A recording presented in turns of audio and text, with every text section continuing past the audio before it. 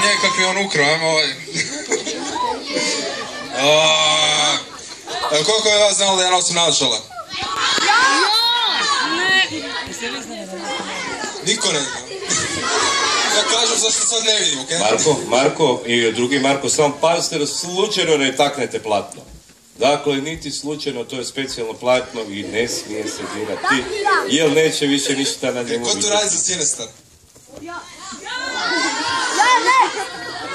Šalim se, naravno, još ne bi bilo da se baca. Jeste mi dobro? Da! Da! I ću vam glasnije čuti taj da. Lako, dobro, sve će biti okej. Uglavnom, danas ćemo raditi onaj Q&A što ste najvjerojatnije sve čuli. Sve vam je valjda rekao. Samo mi recite, na posterima, svi ste dobili postere? Da! Je li iko na posterima dobio prvi? Digni ti. Ti digni. Jel piše prvi na tome? Na jednom posteru piše prvi. Pogledaj, zašto je to prvi poster koji sam vam potpisao, tako da ti taj...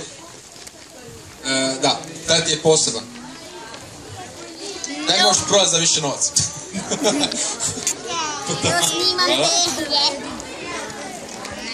Jel ima i koji poster koji nije potpisan zašto znam da možda na neke nisam?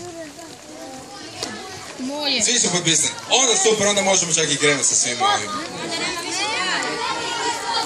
Šta?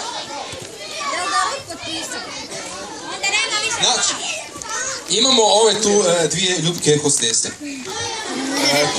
koje imaju mikrofon i one će ići random, će odabrati nekoga i da neko može postaviti pitanje. Naravno, vi podignite ruku, recite, ne sad, ko će htjeti imati pitanje, nek podigne ruku i ja ću dati najbolje od sebe da ja odgovorim na to pitanje. Jel može tako? Da, super. Ok, od kog ćemo početi? Ko želi?